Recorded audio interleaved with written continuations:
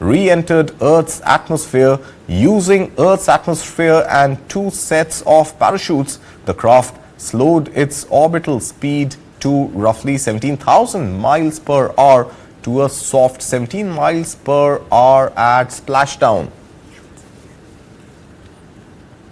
SpaceX CEO Elon Musk celebrates the safe return of Butch and Wilmer and Sunita Williams by taking to social media and congratulating both the SpaceX and NASA teams. Visuals on your screen of those parachutes deploying as the astronauts return to Earth off Florida's coast.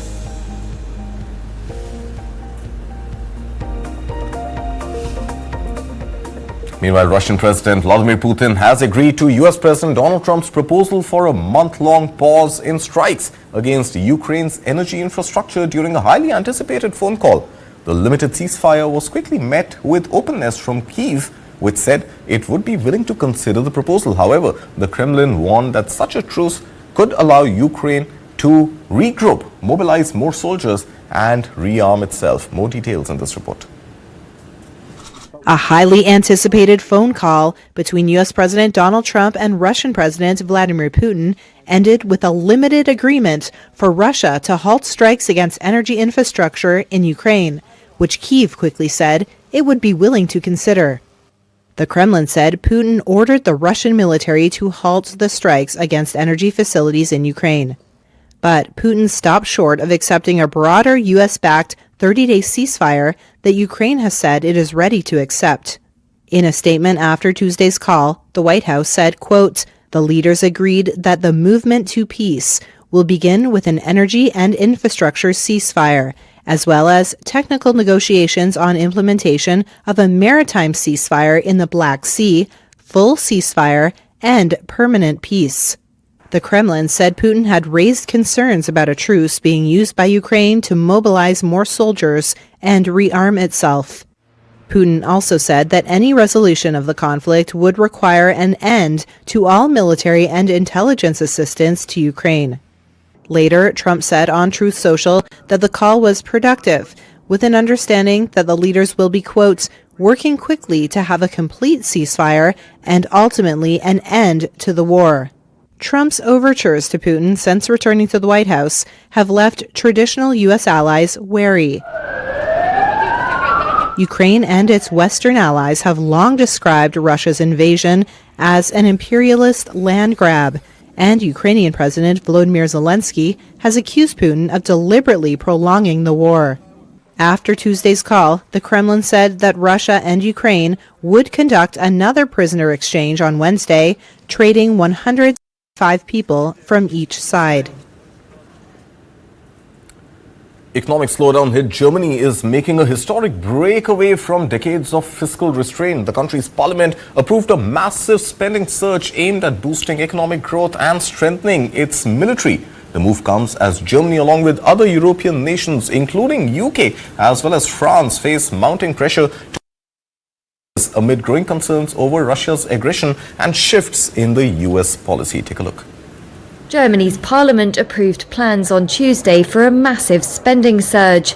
It sheds decades of fiscal conservatism in hopes of reviving economic growth and scaling up military spending for a new era of European collective defence. The approval in the Bundestag hands Conservative leader Friedrich Merz a huge boost.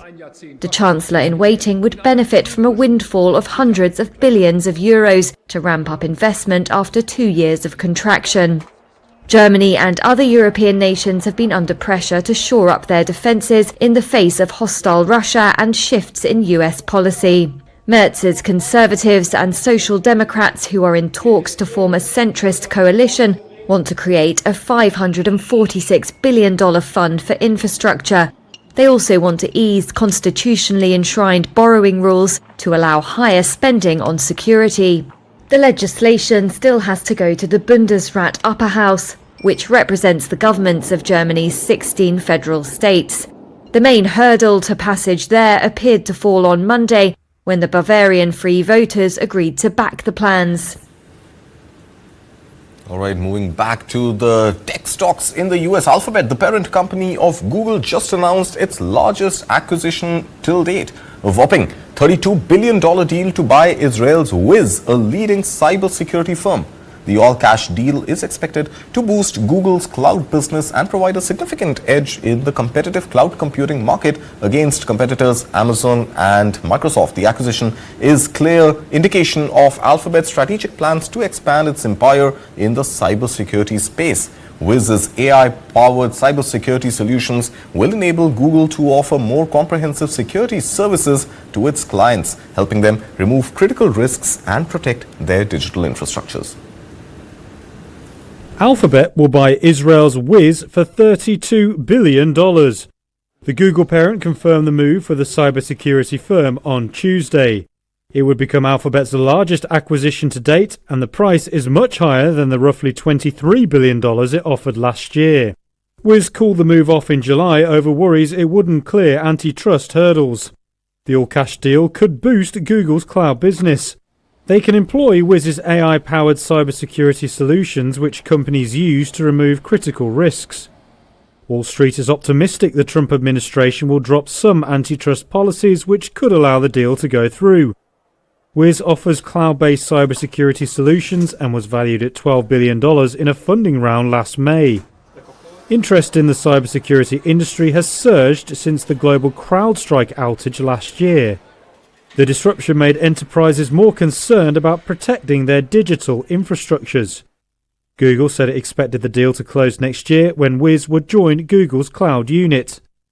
It further said Wiz products will continue to be available across all other major cloud services.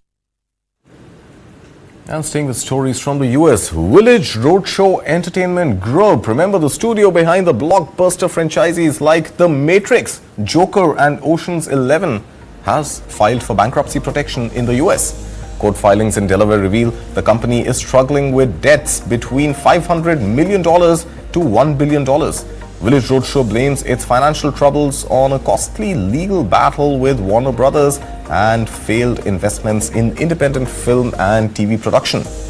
In an effort to recover, the studio is proposing to sell its extensive film library for $365 million. Remember, the fallout with Warner Brothers began in 2022 after The Matrix Resurrections debuted on HBO Max. Village Roadshow accused Warner Brothers of shutting it out of future sequels and prequels, racking up over $18 million in unpaid legal fees. We'll slip into another short break, but coming up, there could be a nexus building between builders and banks, and there are harsh words coming from the Supreme Court bench. We'll get to those details after this short break.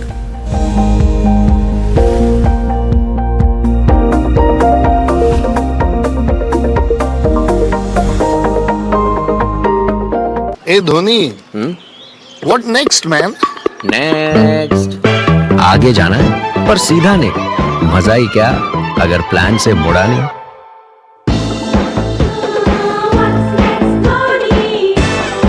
टेढ़ा मुड़ बेड़ा मुड़ बेटे बस मुड़, क्योंकि life हो या रोड मजा तो इनके टर्न्स में है। Eurogrip tyres with Quadrozone technology for the confidence to enjoy every turn. Eurogrip tyres.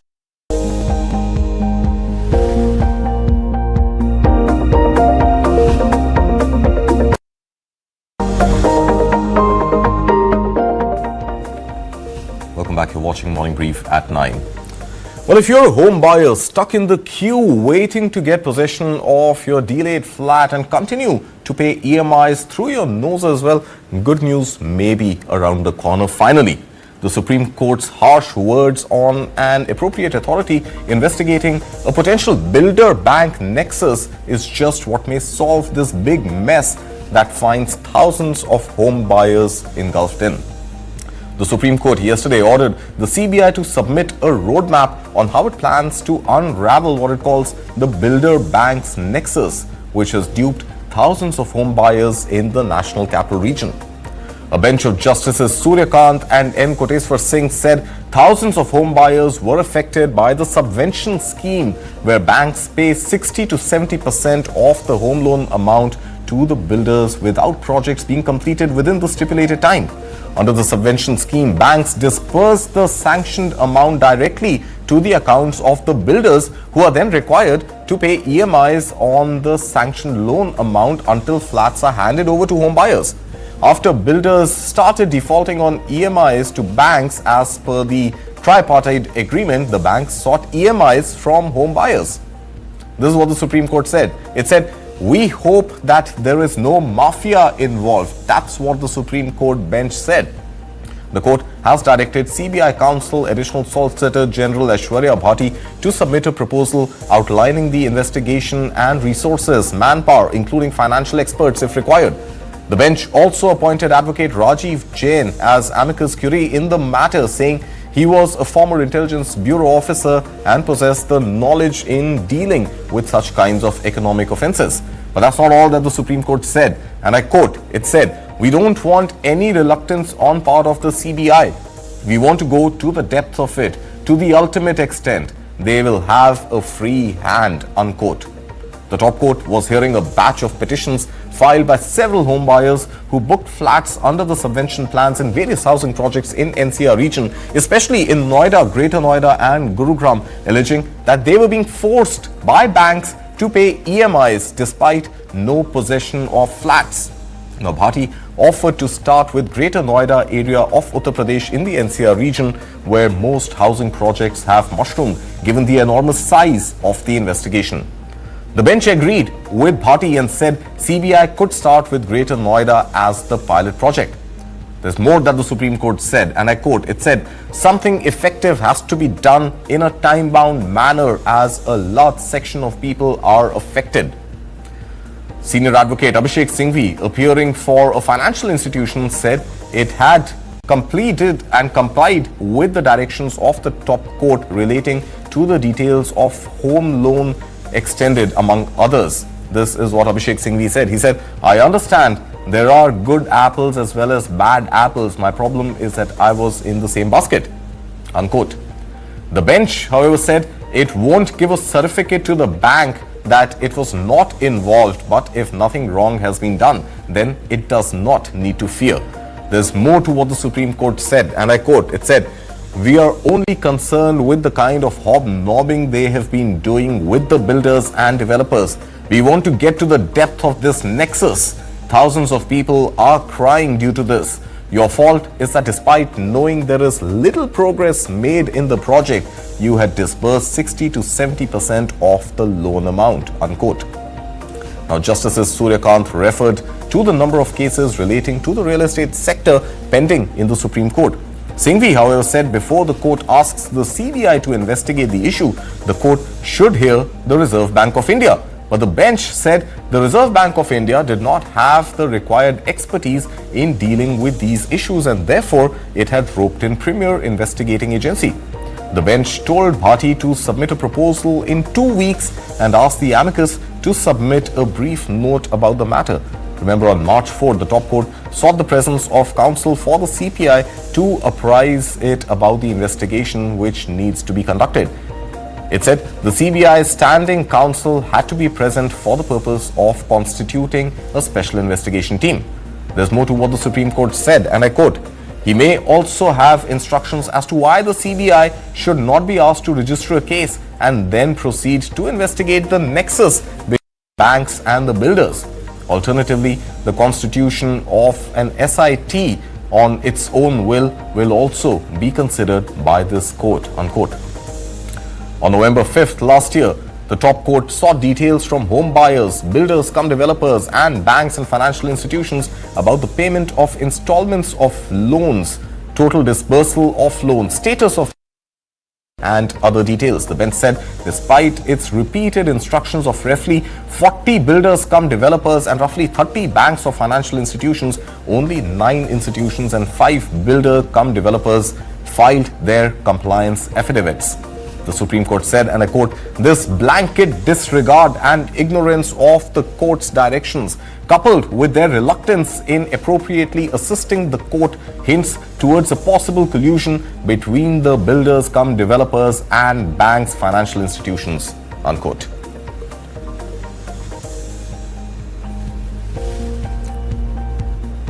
And staying on with legal cases, there's another story which is brewing up, and this comes by way of cases which have been moved, or cases which have moved the NCLT, especially against startups. Well, to begin with, Ola Electric Mobility's vehicle registration service provider, Rosmerta Digital Services, has sought the initiation of insolvency proceedings against its wholly owned arm, Ola Electric Technology Private Limited. In a regulatory filing, the company said on Saturday, a petition has been filed under Section 9 of the Insolvency and Bankruptcy Code 2016. Meanwhile, the petition has been submitted before the NCLT's Bengaluru bench, alleging default in payment towards the services rendered by the operational creditor and seeking initiation and corporate insolvency resolution process, or CIRP, against Ola Electric.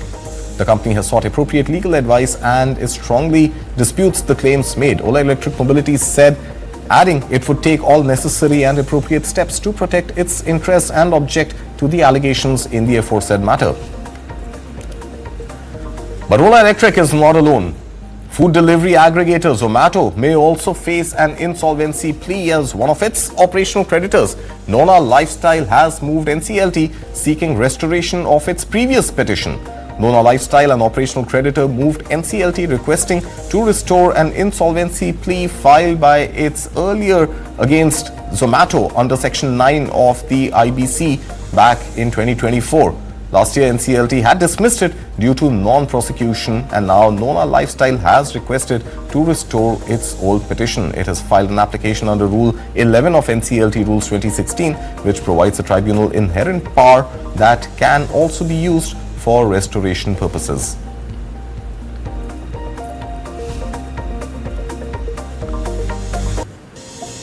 Zomato's counsel opposed the restoration of the plea and said there is a pre-existing dispute. Meanwhile, there's more in the startup space. EdTech firm Byju's founder has yesterday challenged the NCLT tribunal Jan order to induct Glass Trust and Aditya Birla Finance onto the committee of creditors of its parent company and set aside the reconstitution of the panel carried out by its then interim resolution professional Pankaj Srivastav on August 31st. Byju's Ravindran termed the NCLT ruling fundamentally flawed in his petition before the National Company Law Appellate Tribunal, or NCLAT.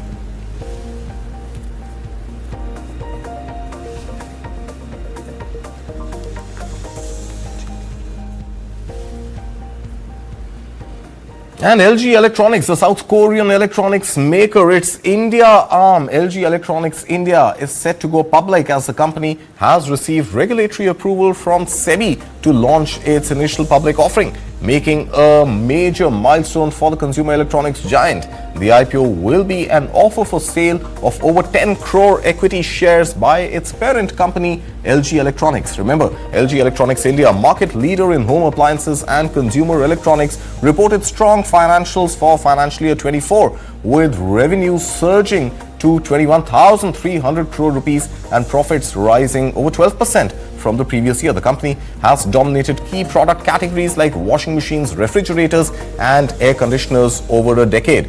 Globally, LG Electronics continues to be the top single brand home appliances company by revenue, boasting an extensive distribution network and services infrastructure across India. The IPO will be managed by top investment firms including Morgan Stanley and JP Morgan, with key dates yet to be announced.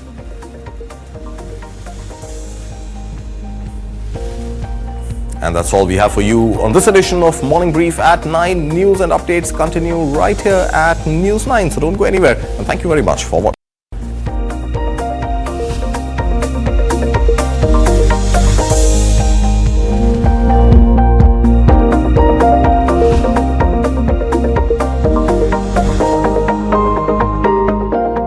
Hey Dhoni, what next, man? Next